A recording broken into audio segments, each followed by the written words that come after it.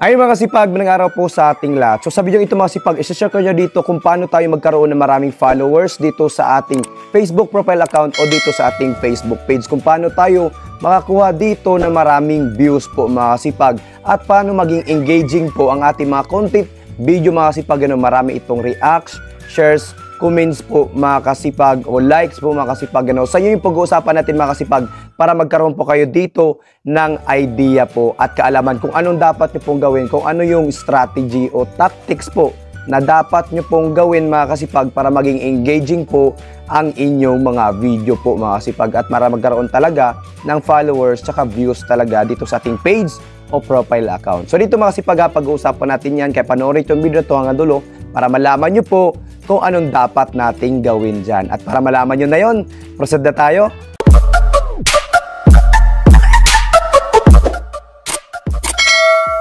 So proceed na tayo mga kasipag, no? So dito po mga kasipag, isi-share ko nyo dito mga kasipag para magkaroon po kayo ng idea kung paano talaga magkaroon ng followers at views ang ating mga content video dito sa ating page o profile account po mga kasipag. So meron po tayong kinokontak dito kay Meta Support mga kasipag. Pag once na tayo po ay verified po ang ating account, profile account po ito mga kasipag, tayo po ay true name at legit, authentic ang ating account, possible na tayo po ay maaprobahan or verified blue badge o blue check po mga kasipag.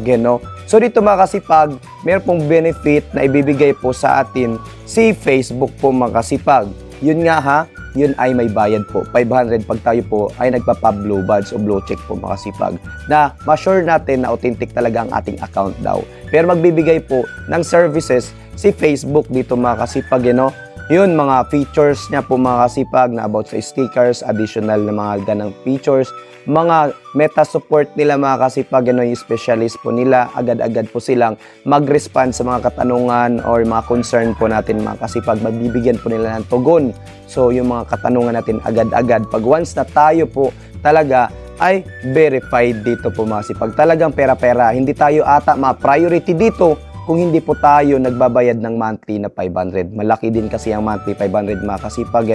Blue badge, blue check yan mga kasipag. Verified, talagang authentic ang ating account po mga kasipag. At yan na nga, yung isa pa na magbibigay po sila ng for safety sa ating account na hindi basta-basta ito mahahack po mga kasipag. Pag meron silang detect na suspicious account na nag-login, nag-try po sa ating account na hindi po nila alam yung password nito at paulit-ulit nilang ginagawa. Mga kasipag, automatic nila ito temporary lock muna hanggat yung may-ari ang magbubukas nito at makukuha yung identity, aalamin ang authentication code nito. Tanging ang may-ari lang ang nakakaalam. Kaya, temporary lock po yan nila mga kasipag. For safety po yan. Pero mangyayari yan, so magkakaroon ng services yan si Facebook pag once na tayo po ay verified, blue check, blue badge o tayo nagbabayad ng monthly mga kasipag, nag-subscribe tayo sa kanilang monthly mga kasipag. Pag once na hindi ata tayo ganito, baka hindi tayo priority. So ganun ang ginagawa ng iba. Para gusto na may safety, additional features kay Facebook na services at yung specialist o kanilang customer service ay magre-reply agad po mga kasipag, itong Meta Support. So dito mga kasipag, nagtanong tayo kung anong dapat para maging engaging po ang ating mga content video or magkaroon tayo ng followers at viewers talaga na madami talaga dito sa ating page o profile account. So ito na po yun mga kasipag. So ito yung reply niya sa atin. Awesome, some types of content may help you grow your audience. So ibig sabihin, ito na yung makakatulong sa atin mga kasipag, para dumami ang ating followers at viewers o supporters po mga kasipag. Even more important, once we help you grow your reach, yun mga kasipag. So yan, I would encourage you to engage with your audience using below tips and recommendations. So ito mga kasipag, nagbigay po sa atin si Facebook ng tips mga kasipag. Nirecommend niya po itong ganito para maging engaging po para sa ating mga audience o viewers, supporters po mga kasipag. 4 po yung binigay niya po sa atin. So ano ba ito mga kasipag, itong 4 na talaga sinuggest o tinips niya po sa atin para mas lalo maging engaging po ang ating mga content video. Magkaroon pa tayo dito ng viewers, supporters po mga kasipag at followers. Pag once na itong 4 na to ang ating mga content video. Ayan mga kasipag. So number 1, Facebook story poll. So ito mga kasipag, So, about, dito sa Facebook natin, meron tayong mga content video dito na about sa story. Yan mga kasipag na magugustuhan po ito ng mga viewers po mga kasipag, yung mga palabas na talagang ikaw po mismo ang nakapag-isip dyan. Talagang entertainment or interesting panoorin mga kasipag, talagang naaaliw sila. So yan mga kasipag, so yung mga content video doon ng mga thrill. Yan mga kasipag na mayroong dapat nilang malalaman na or nakakatuwa, no? Na storya, yan mga kasipag, or nakaka-amaze na istorya na ikaw lang po ang nakakaisip niyan. So, talaga may thrill mga kasipag yan. Interesting po panoorin. So, ganun dapat mga kasipag.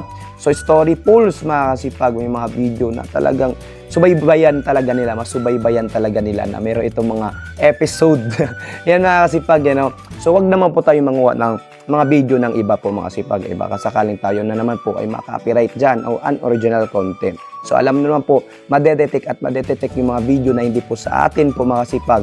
Bakit? Dahil na-upload na po yan nila, pinagkakitaan na po yan nila. At ang masama doon, baka kasi meron silang claim doon sa video nila. Karamihan po dyan, ang dami pong nagkaroon ng violation. Kaya iwasan nyo po yan mga kasipag. Maging original, authentic po tayo dito. Para organic yung views, organic yung followers, at talagang may iwasan po yung mga violation po mga kasipag. Then yung pangalawa, quizzes mga kasipag. So magkaroon tayo dito ng challenge dito sa ating mga audience, viewers. So magki-quiz tayo mga sagutan nila mga kasipag na pwede po nilang masasagot. Matcha-challenge talaga sila mga kasipag. Mag-isip po kayo mga kasipag. Magkaroon kayo dito ng idea na dapat nyo pong gawin sa inyong mga viewers para thrill talaga mga kasipag, interesting panoorin po. Quizzes mga kasipag, ano ba yung dapat nyo pong ipapagawa dyan? And then, pangatlo, giveaways po mga kasipag. So, giveaways mga kasipag, bigay po mga kasipag. So, itong giveaways na to mga kasipag, ito po yung mga products or mga item mga kasipag, giveaways na ganon. Huwag po pera ha. Huwag, hindi po pwede na ma-involve yung pera dito mga kasipag. Giveaways po, may baka meron ka dyang mga appliance. So, electrical. O yan, kung ano mang gusto mo dyan na paint o yung mga pintura o ano yung bibigay mo dyan na talagang pag sino yung kung mananalo sila ay ganito naman or ikaw po ay magbibigay, no? Ikaw mismo ang magbibigay. So yan mga kasipag, electrical or something na ano mang ipapano dyan. So plumbing, ayan. So ano mang i-gift mo, giveaway mo po sa inyong mga audience viewers na meron ka pong i-challenge o thankful appreciation mo po sa kanila. Yan, sa kanilang suporta sa atin. So, yan mga kasipag, yun yung pangatlo, giveaways. So, wag lang yung involved na pera, ha? Yun, gaya ng ginagawa natin na mga talagang sponsor na mga pera-pera. Mga kasipag, madedetect po kasi iyan ng AI. Iba na po ang technology po ni Facebook talaga mga kasipag. Sobrang higpit na. Kaya maging aware po tayo para hindi po maging magkaroon ng violation at maging not recommendable po ang ating page or profile account. So, pang-apat natin, opinion post. So, ano ba itong opinion post mga kasipag? Ano ba itong opinion post? Itong mga opinion post mga kasipag, ito yung mga nagbibigay ng advice, yan, mga tips, yan, about sa tutorial, mga kasipag.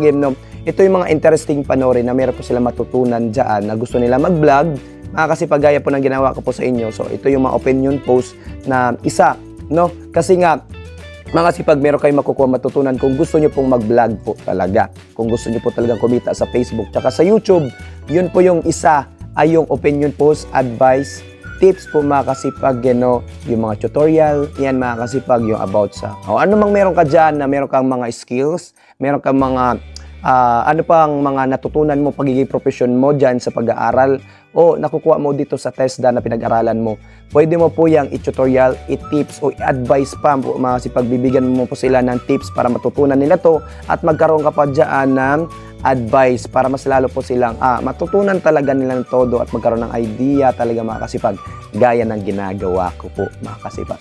So isa yan sa interesting panoorin po, mas engaging yan na isi-share po yan nila at magkakaroon ka talaga ng views at followers pa gaya sa amin po mga kasipag. So yun yung apat na masishare ko sa inyo mga kasipag, para magkaroon talaga kayo ng idea dito.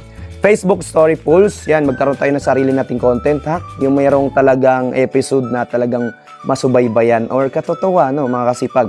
Quizzes, so ikaw kung ano maiisip mo dyan na pwede mo pong mapagsagutan po nila po mga kasipag, na matcha-challenge po talaga sila. Na giveaways mga kasipag, wag involved money. So alam mo kung ano yung giveaways na bigay mga kasipag kaloob bilang appreciation po natin sa kanilang pag-support sa atin mga kasipag. Opinion post, alam nyo na po yon. So advice, tips o ano pa ba na strategy nyo na dapat nyo pong ibigay o tactics na ipaalam nyo po doon sa mga viewers nyo, magkaroon silang idea po mga kasipag. So, yun po yung ma-share ko sa inyong 4 mga kasipag. Sana po mayroon kayong natutunan dito mga kasipag at sana po nakatulong itong video na to. Mga kasipag, kung hindi pa po kayo nakasubscribe, pasubscribe naman po sa ating YouTube channel, Kuy Chris TV po mga kasipag. Sama nyo na po ang ating Facebook page na Kuy Chris TV din po mga kasipag. Marami din po kayo matutunan doon po mga kasipag. At pindutin na rin po ang notification button para mas detailed ka sa mga bagong videos na upload. At kung meron ka suggestion at katanungan mga kasipag, mag-comment down below ka sa baba para pag nabasa ko yan, sasagutin ko yan. At magagawan po natin ng content video yan hanggang sa ating mga kaya. At huwag niyo po kalimutan mag-like and share mga kasipag. Maraming salamat sa panonood. Have a nice day and God bless all.